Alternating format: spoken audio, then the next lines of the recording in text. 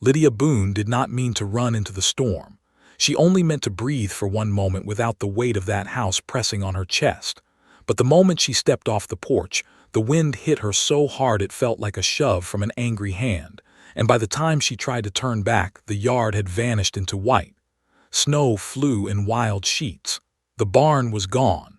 The house was gone. Even the fence line had disappeared. She stood still for one terrible second, and fear climbed up her throat like fire. Then she heard his voice somewhere in the roar. Not words, just a raw sound, sharp, distant, searching. She opened her mouth and shouted back, but the storm swallowed her whole. Her boots sank deep. Her skirt wrapped around her legs.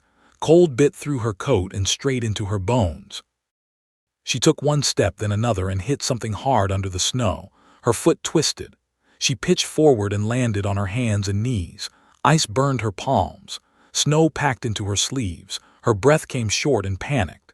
This was how people vanished, not in some noble way, not on a grand trail, just a few yards from shelter, buried where no one would know where to look. A shape broke through the white. A man, broad shoulders, bent against the wind.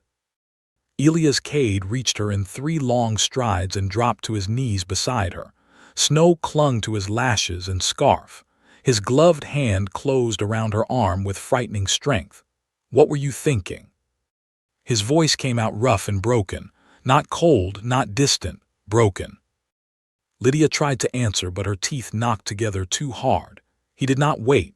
He hauled her upright, then lifted her clean off the ground as if she weighed nothing at all. One arm locked around her back.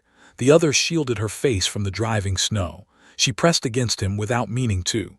He was hard with cold, shaking with anger, and burning with a heat that stunned her. The barn door slammed behind them. Sudden dark, sudden hush. The storm still screamed outside, but in here it became a muffled beast beating at the walls. Elias set her down too quickly, then caught her again when her knees buckled. The lantern hanging by the stall threw weak yellow light over his face. He looked fierce, frightened, furious, more alive than she had ever seen him. "You could have died," he said. His hands were still on her shoulders, tight, unsteady. Lydia stared at him, hair loose around her face, breath tearing in and out. "You went out in it too. I know this land. And I know enough to hear when a man walks out into a blizzard after dark with a face like he's marching to war." His jaw flexed. His hands stayed where they were. For weeks he had barely touched her. A coat around her shoulders, a careful hand at her elbow, a palm at her waist only when ice or mud made it necessary. Every touch proper, brief, guarded, as if she were something borrowed and not yet paid for. But now his fingers pressed into her coat like he needed proof she was real. Lydia's throat tightened. This was the man who barely spoke over supper. The man who kept to the far side of the hearth as though even warmth must be measured. The man who had brought her across half a country only to give her kindness without closeness, shelter without belonging. And now he looked at her as if the thought of losing her had ripped open something he could not hide. "I heard you," she said. The words came out before she could stop them. His brow pulled low. "What?" "You and Mr. Crow, in the barn this afternoon." Her voice shook worse now, but she kept going. "You said life is not what a man dreams it will be. You said I deserve better than what you have left to give. I heard enough." The anger left his face. In its place came something far worse. Hurt. Snow melted off his coat and hit the packed dirt in slow drops. A horse shifted in the next stall. The lantern swayed above them. Outside, the wind slammed hard against the boards. Lydia swallowed. "I thought I was a mistake you regretted. I thought if I stayed, I would spend every day in a place where I was only endured. So I packed my bag. Then you walked out into that storm, and I could not sit there by the stove like a coward while you vanished into it." His mouth opened, then shut. For once, the silence that followed did not feel empty. It felt like a man trying not to break under the force of his own thoughts. Finally he said, low and raw, "That is not what I meant." She laughed once, but there was no humor in it. "Then I am not clever enough to understand your kind of silence, because all I have understood since I got here is that I am useful when I work and invisible when I don't." That struck him. She saw it plain. He stepped back one pace, dragged a hand over his face, then turned away as if he needed distance just to speak. My first wife was named Rose. Lydia went still. He stood with one hand braced on the stall rail, shoulders bowed. She was soft where this land is hard, gentle where this life is rough. I loved her enough to bring her here and fool enough to think love could fill every gap. It could not. She got sick in her second winter. Fever took her in 3 days. The barn seemed to narrow around them. I told myself it was the sickness. He stared at the floor. But guilt does not care much for reason. I have carried it ever since like a stone tied around my neck. So when your letter came, plain and honest, I thought maybe I could offer a woman a roof, food, decent treatment. No promises I had no right to make. No foolish dreams, just steadiness. He turned then, and the grief in his face was older than anything she had expected from him. But then you arrived. Lydia could not move. You stood there in that station with half the town sneering at you, and you did not fold. You worked without complaint, learned without whining, faced their cruelty straight on, and every day after you made this place feel less dead. His voice dropped. That scared me more than I knew how to say. Lydia felt tears sting her eyes, not soft tears, angry ones. Hurt ones, hopeful ones, which were the worst kind. So you punished me for it. No, he crossed back to her in 2 steps. I punished myself. I kept thinking if I stayed apart, if I kept it all locked down tight, I could not fail you the way I failed her. You did not fail her by loving her. I brought her to a life that broke her. You do not know that. I know what it feels like to wake up every day and think if I had chosen different, she would still be here. His voice cracked on the last word. That did more to her than all his quiet kindness had done in 6 long weeks. Lydia reached for him before she could think better of it. Her gloved hand closed around his wrist. He looked down at it like the touch itself shocked him. Elias, she said softly, look at me. He did. I am not fading here. He held her gaze. I am lonely sometimes, hurt often, angry more than I care to admit, but I am not fading. Her grip tightened, and I am not Rose. Pain moved through his eyes, then something like release. No, he said, you are not. She took one small step closer. If you do not want me, say it plain. I came all this way for honesty at least. But if what frightens you is that you might care, then that is different. The lantern popped. One of the horses snorted and stamped. His hand lifted, hesitant now, and touched her cheek, barely. A rough thumb against skin gone cold from the storm. It was the gentlest thing he had ever done. I do care, he said. The words were little more than breath, but they struck deep. More than I should. More than I know how to manage. And when I saw you out there in that white, on your knees in the snow, I thought God was punishing me all over again. Lydia let out a shaking breath. Her eyes closed for 1 second under his hand. You are a fool, she whispered. A strange sound left him, not quite a laugh, not quite grief. I know. And so am I. That did bring the faintest curve to his mouth, a tired one, real all the same. The storm battered the barn, but the space between them had changed, not fixed, not healed, changed. He dropped his hand slowly. You should get back to the house, you're freezing. So are you. I can take it. You say that about everything. For a moment he looked almost ashamed. Then he reached for the lantern. Come on.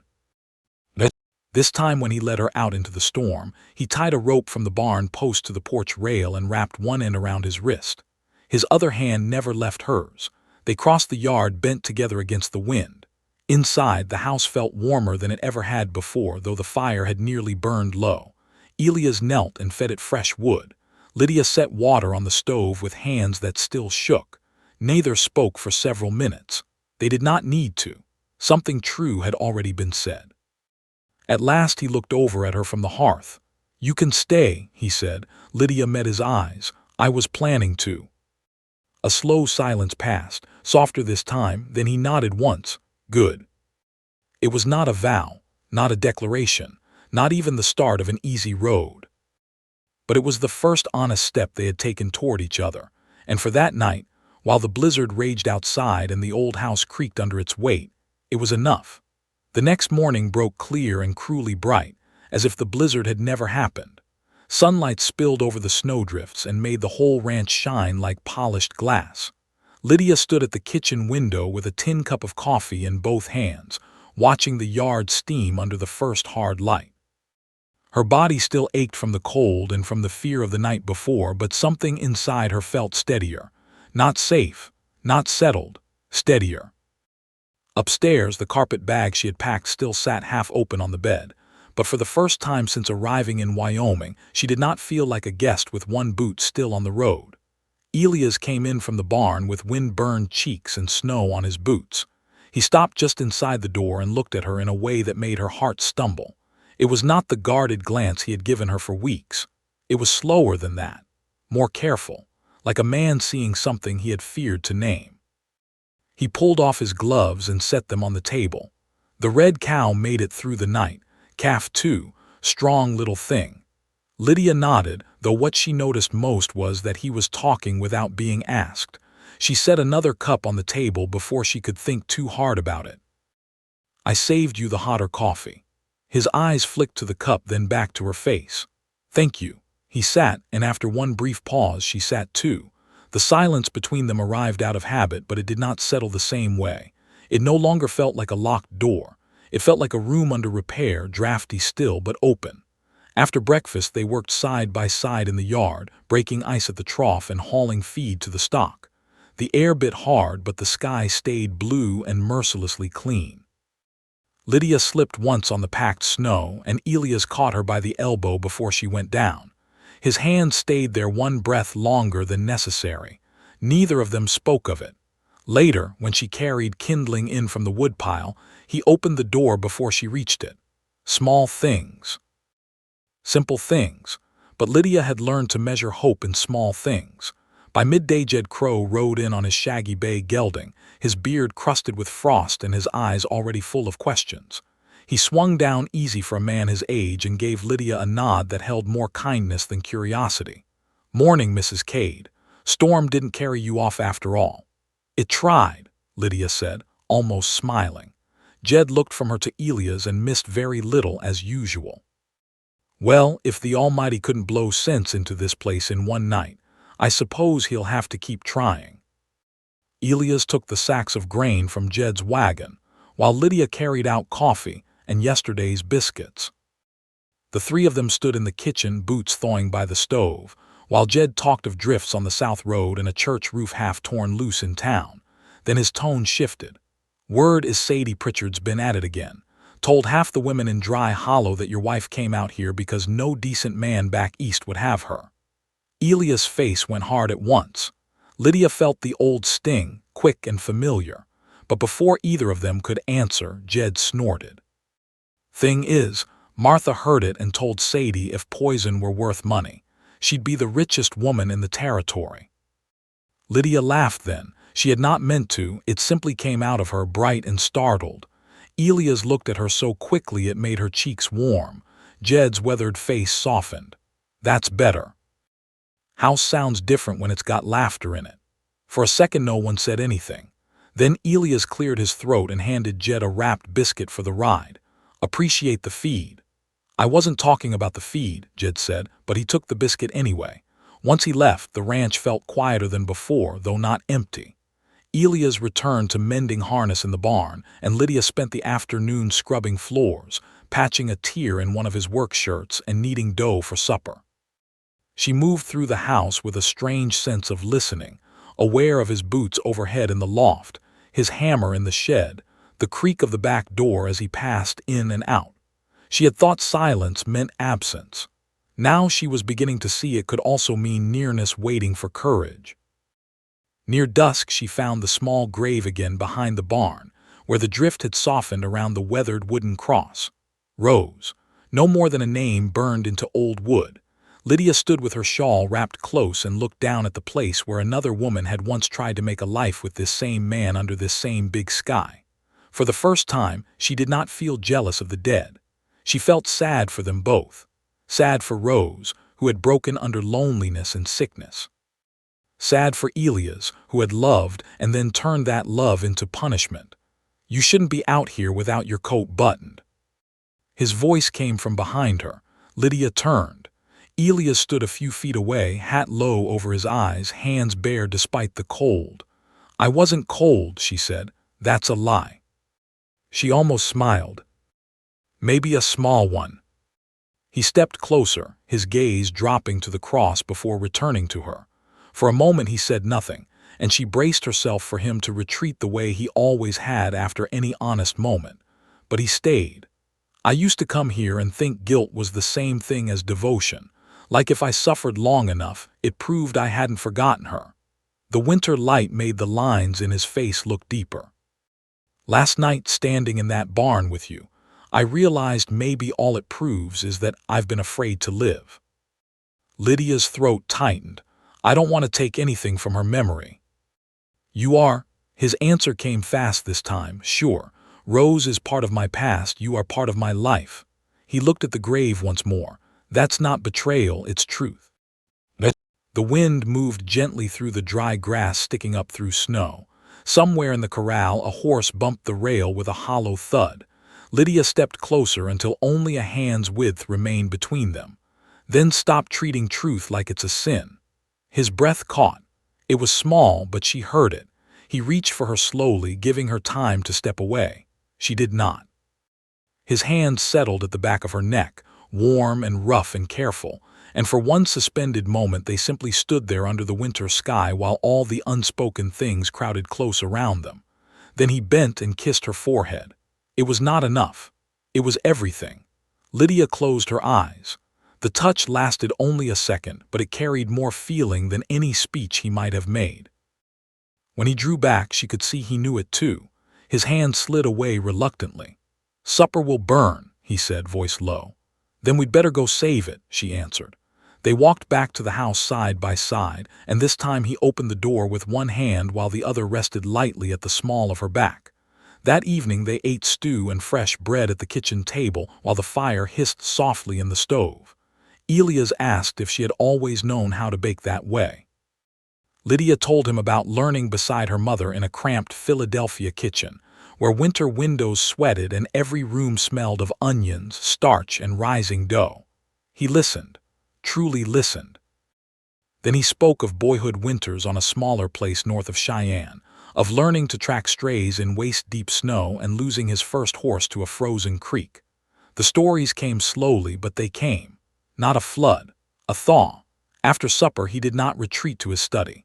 Instead he carried both cups to the hearth and waited until Lydia joined him there. The fire painted the room gold and red. Outside, the prairie lay buried in moonlit white. Inside, the house no longer felt divided into his corners and hers. It felt shared, not finished, not certain, shared. When she rose to bank the fire, he rose too. They stood very close in the narrow space by the stove, close enough for her to feel the heat of him through wool and flannel. His hand brushed hers as he took the poker, and neither of them moved away. "Lydia," he said quietly. She looked up. There was no shield in his face now, only effort and honesty and a tenderness so plain it almost hurt to see. "I am glad you stayed."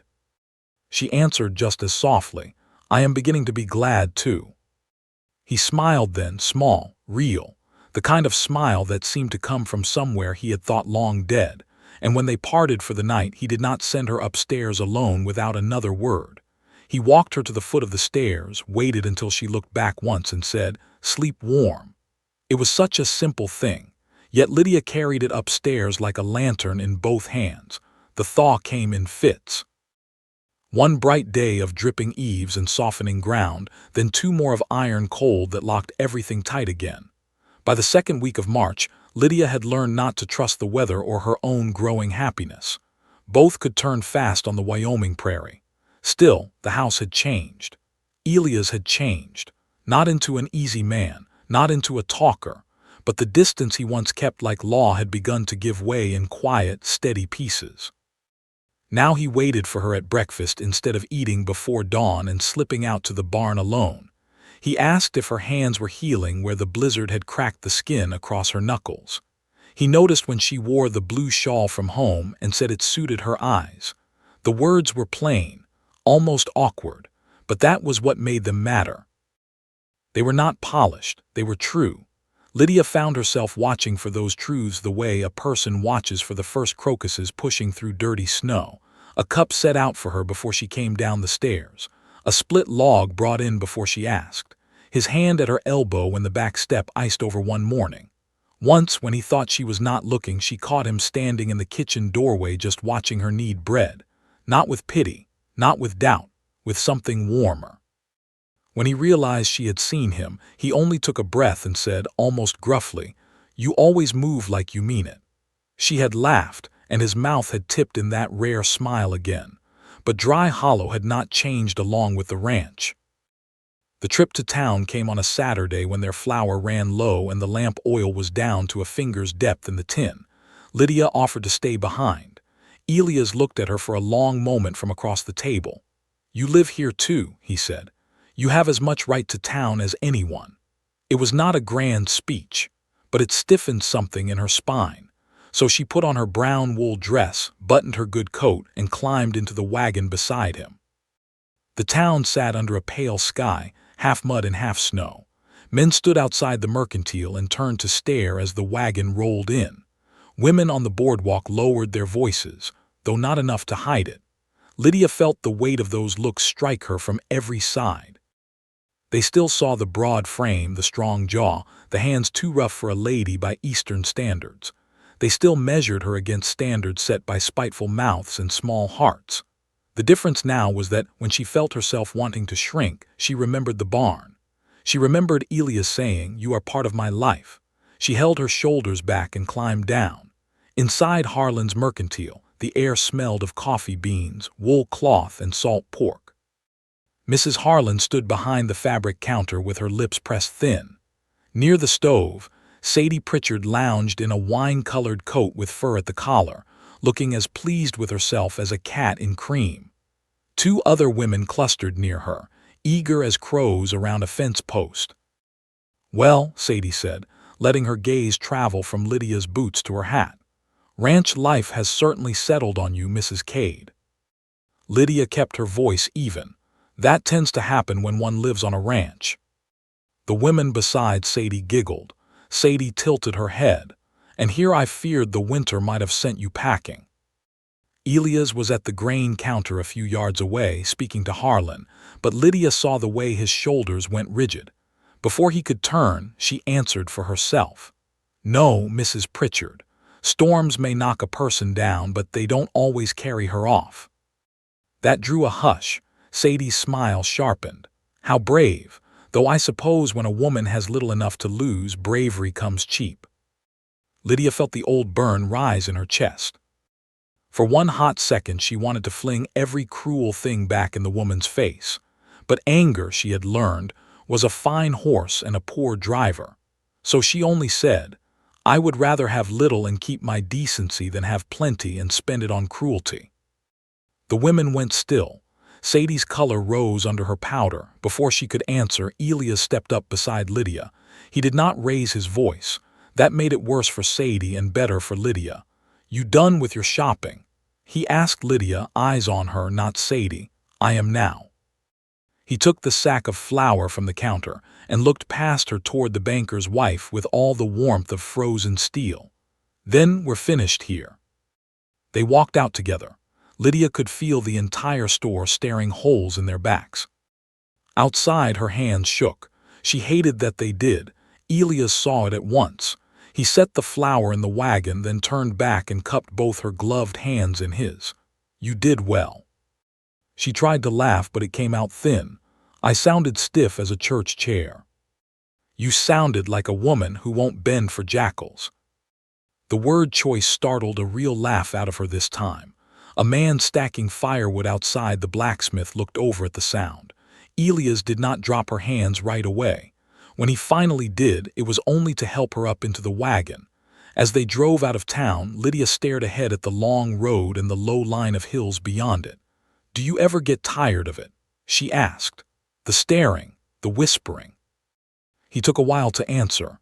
"I get tired of what it does to you." That stayed with her all the way home. 2 days later came the calf sale at the Hensley Spread, 10 miles south, where half the nearby ranchers gathered every spring to trade stock and talk weather. Elias had planned to go alone, but the day dawned soft and clear, and Lydia was tired of being hidden from the world as if she were some shameful thing. "I'm coming," she said while he tightened the harness. He looked up, measured her, then nodded. "All right." The sale was held in a muddy yard crowded with men, horses, and bawling calves. Smoke from cook fires drifted low in the warming air. Wives stood in pairs near the long table of pies and coffee.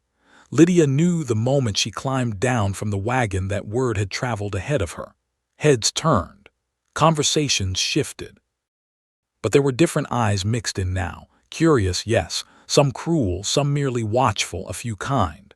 Martha Crow came across the yard before anyone else could. Small and spare and bird-quick, she kissed Lydia's cheek like they had been kin for years. "You look stronger every time I see you." Lydia smiled. "Maybe that's because I have to be." Martha snorted, no maybe about it. With Martha at her side, the yard felt less hostile. Lydia helped pour coffee for the older men and carried bowls of stew from the cook wagon. Work steadied her.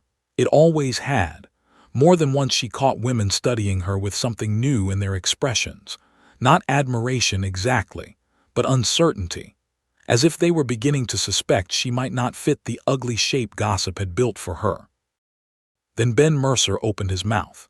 He was a broad rancher from the valley, thick through the chest and louder than wisdom required.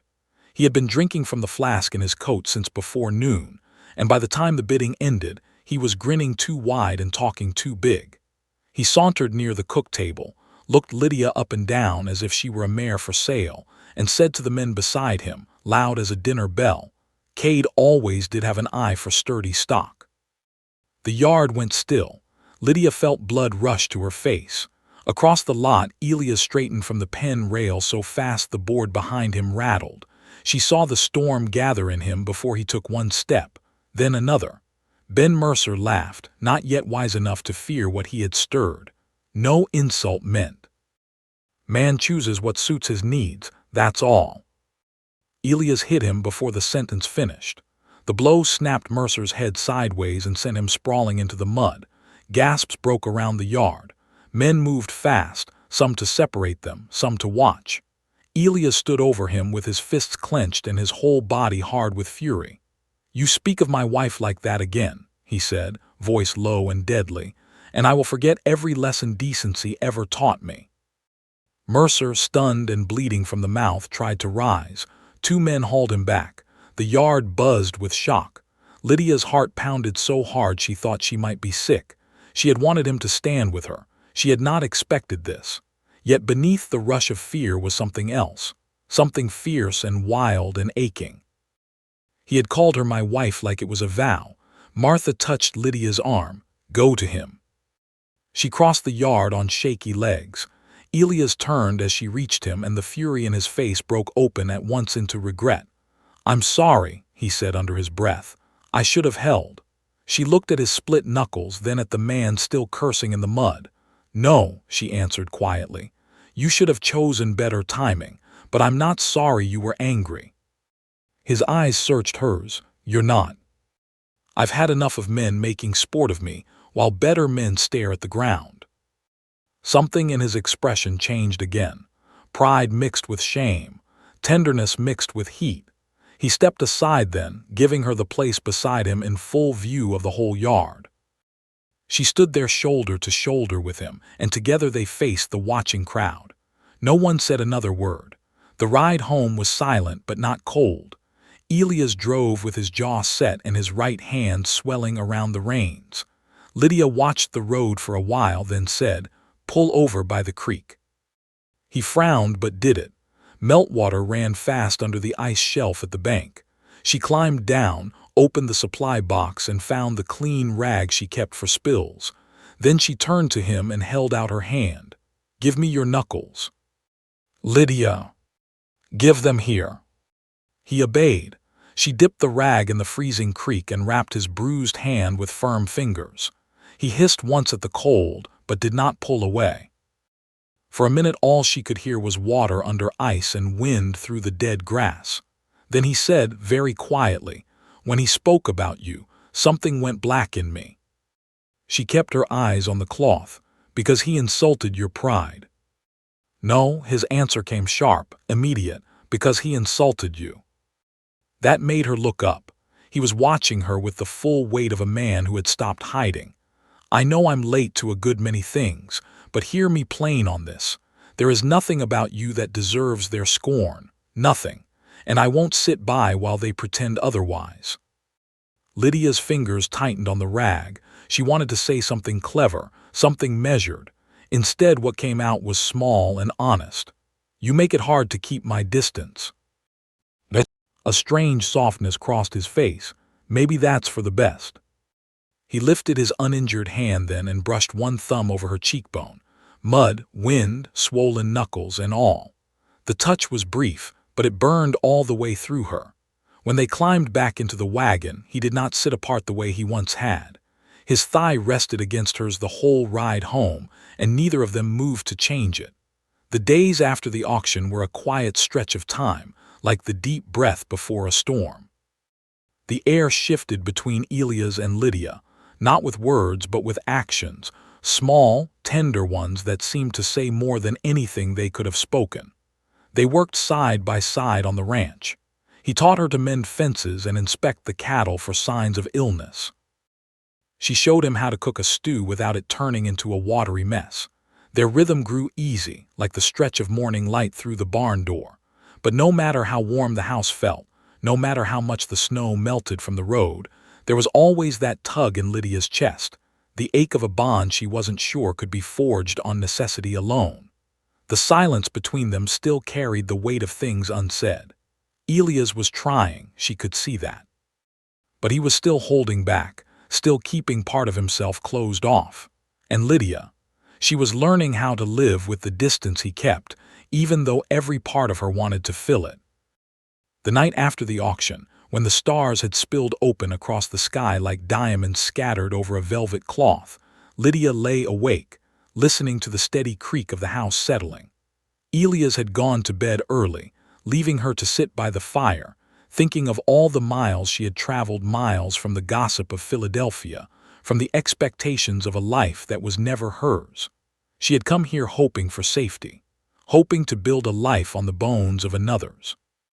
But every time she looked at Elias, the weight of what was between them pulled at her, as heavy as the cold Wyoming wind. But it was the silence that hurt most. Lydia had learned to live with the quiet between them.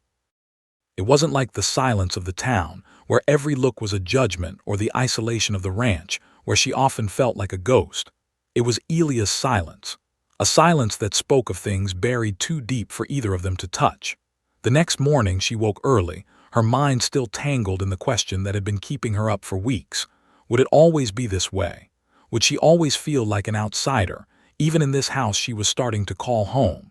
Elias was already up when she reached the kitchen. The smell of coffee hung in the air like a promise, and for a moment it seemed like everything would settle back into the quiet rhythm they had built. But it didn't. Not today. "I'm going to town," Lydia said, her voice breaking the stillness between them. She hadn't meant to say it so suddenly, but the words tumbled out before she could stop them. "I need to check on the supplies." Elias looked up from the stove, his eyes gray and quiet, fixed on her, measuring.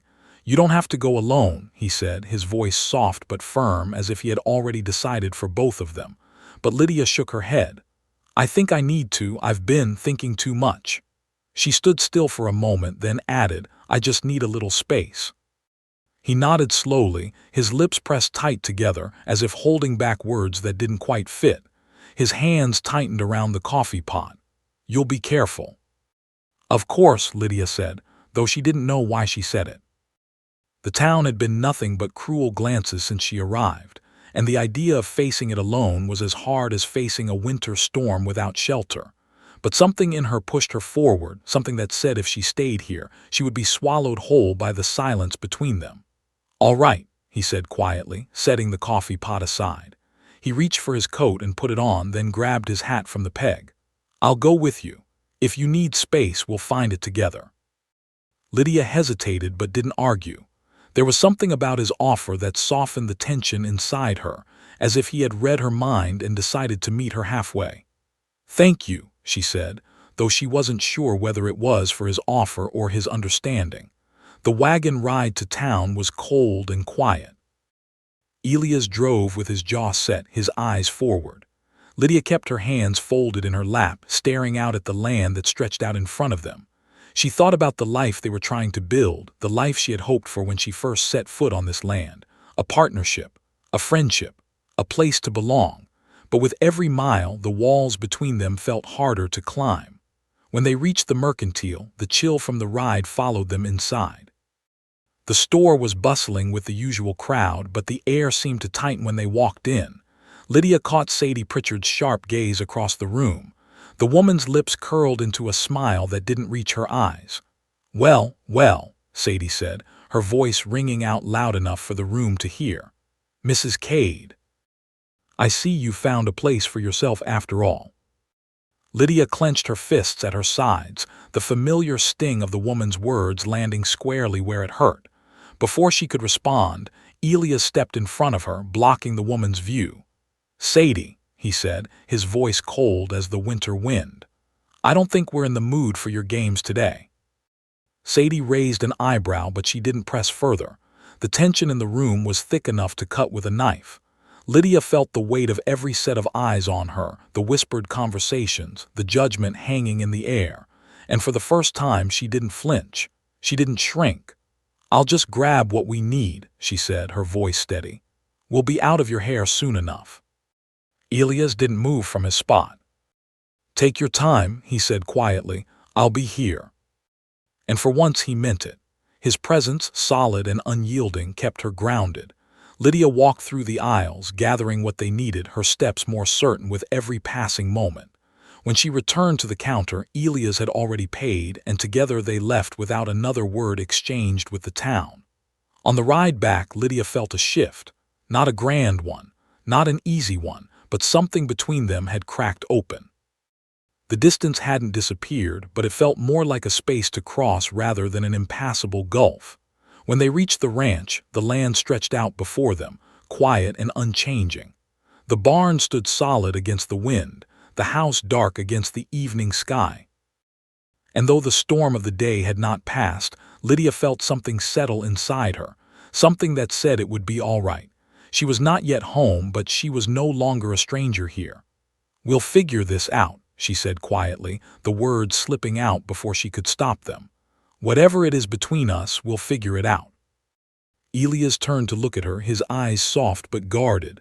"I'll try. I promise I'll try." Lydia smiled faintly. Trying is all anyone can ask for. They went inside together, the fire still warm in the hearth, the night still stretching long before them.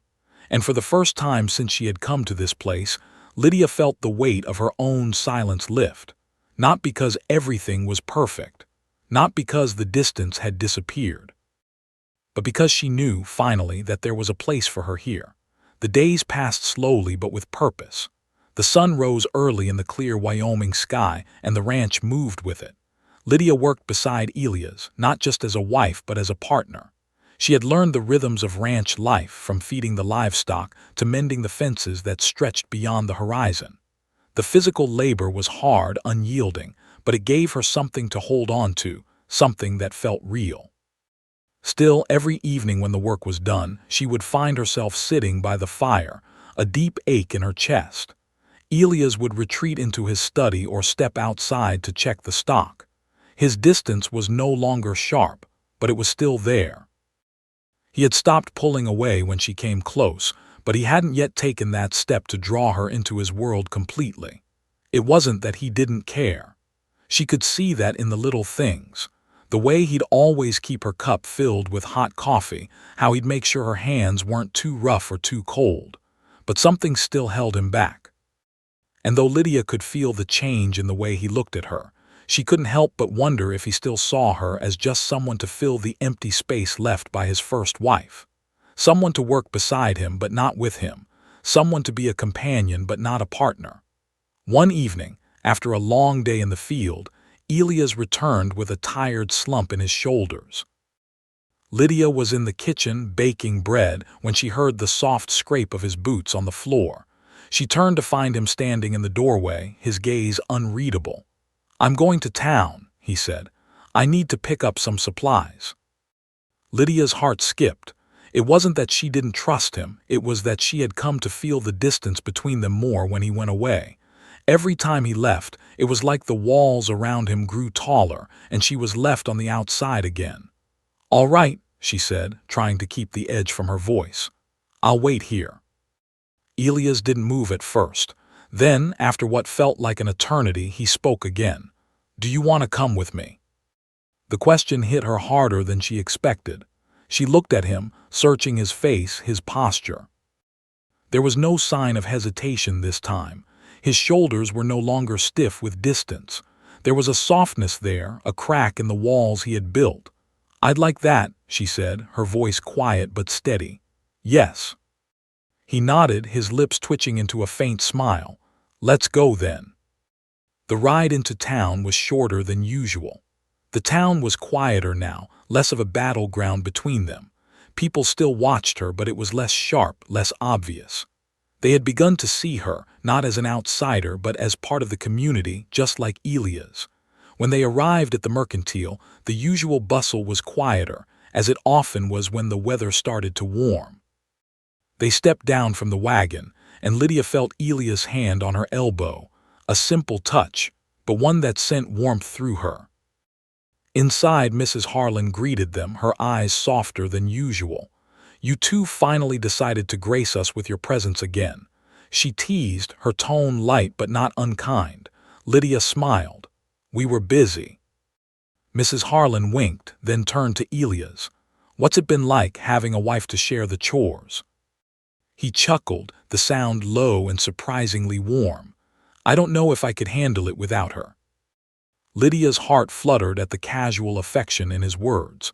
He hadn't said anything like that before, not to anyone, and the simple acknowledgement of her presence made her feel lighter than she had in weeks. As they gathered their supplies, Elias turned to Lydia with a quiet glance. "I need to speak with Judge Thornton," he said.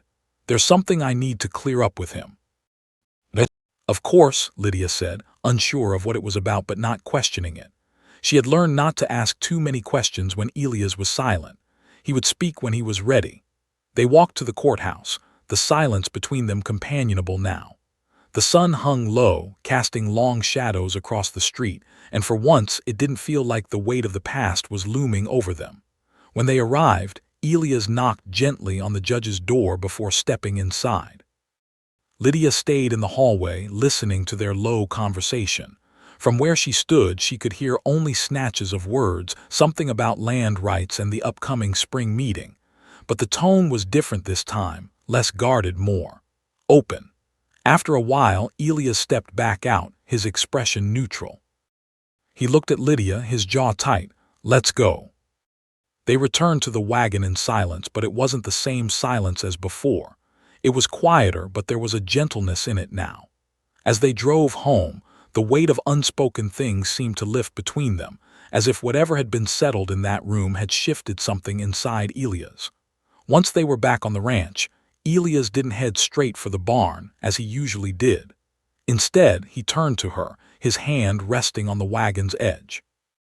"You've done more than I could have ever asked for," he said, his voice steady but carrying the weight of something more than simple appreciation. "I know I've been hard to reach, Lydia, and I know I've made you feel like you're just filling a space I don't know how to fill. But that's not true anymore." Lydia's heart raced, the words she had longed to hear finally falling from his lips. "I'm not perfect," Elias continued, "and I'm still trying to find a way to be the man you deserve. But I need you to know that I see you. Not just the woman who's worked beside me, but the woman who's become more than just a letter and a promise. You've become part of me, and I don't want you to feel like you have to carry everything alone anymore." She could feel the tears threaten in her eyes, but she blinked them away. "Elias," she whispered, "you don't have to carry it all alone either. We're in this together, remember?" He nodded, his gaze softening. "I remember." And for the first time in what felt like forever, the walls between them began to crumble. Not in one loud crash, but in quiet moments. Small ones. But those small moments meant everything. That night they sat by the fire again, not in the silence that had once weighed heavy between them, but in a space that was full of unspoken things, all the things they had never said but knew were true. Lydia sat closer to Elias, their hands brushing as the fire crackled.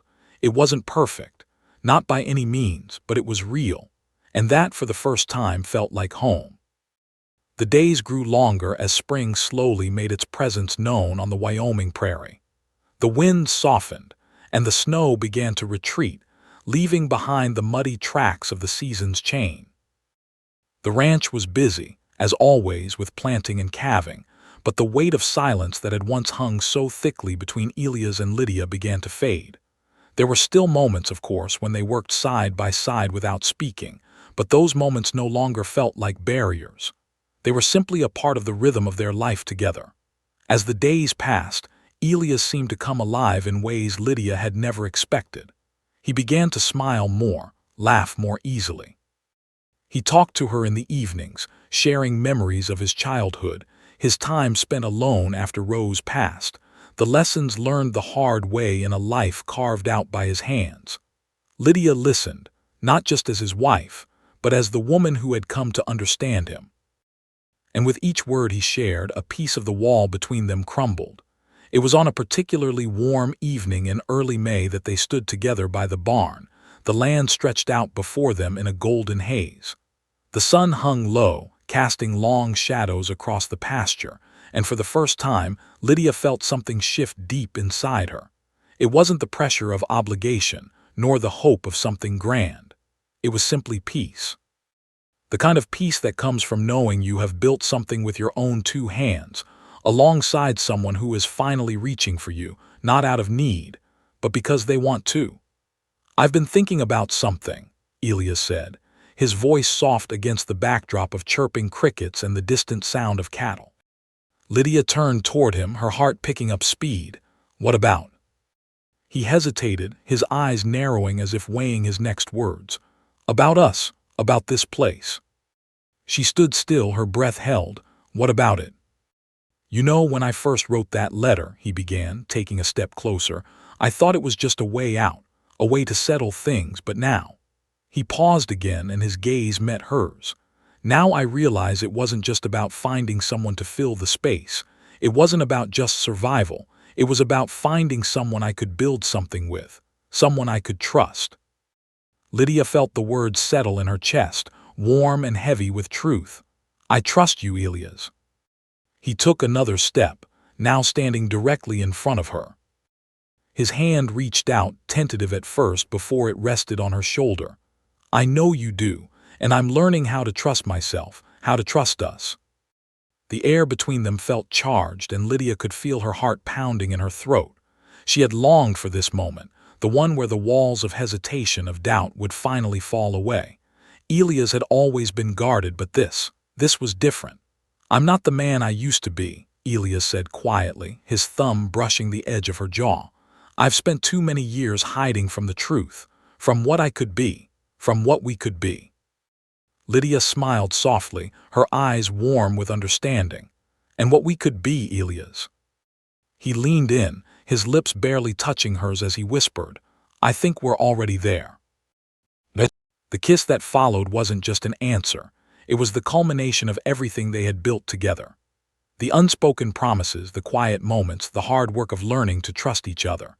It was a kiss full of hope and healing, a kiss that spoke of a future they could finally see, one built not just on necessity but on something more. Love, real and unspoken, blooming in the quiet moments between them. They stood there, holding each other, the sun slipping lower in the sky. It was as if time itself had slowed down, giving them a moment of peace to savor the work they had done, the bond they had formed, and the love that had quietly, steadily, taken root in their hearts. Later that night, as they sat at the kitchen table together, their hands brushing over the simple meal they had prepared, Lydia felt a quiet joy settle within her. The silence that had once filled the space between them was gone. They had found a new rhythm, one built on respect and trust. They spoke of their plans for the ranch, of the spring calf crop, of the crops that were beginning to sprout in the garden. But even in those conversations, there was something unspoken between them, a mutual understanding that they had finally reached a place where they could truly share their lives, not as strangers but as partners. As the night wore on, Elias rose and moved to the stove, adding more wood to the fire. Lydia watched him for a moment, a soft smile playing at her lips. She had always wondered if this was the kind of life she could have here, a life full of hard work, quiet moments, and a man who wasn't afraid to be real with her. And now, standing in the warmth of the kitchen, she knew the answer. It was more than enough. Elias turned to look at her, his gaze soft but full of promise. "We've come a long way, Lydia." She nodded, her heart full. "Yes, we have. And I think we've got a lot further to go," he said, his voice low but sure. She reached out, taking his hand in hers. "Together, then." "Together," he agreed. And as the fire crackled softly in the background, they both knew that whatever came next, whatever trials, whatever struggles, they would face it together. Not as strangers, not as mere survivors, but as partners, as a family. For the first time since she had arrived, Lydia truly felt at home, not because of the house or the land or the work, but because at last she had found someone who saw her, truly saw her, and who was willing to build something real with her. In that moment, under the soft glow of the firelight, they were no longer two people just passing through life. They were a team, and that was more than enough.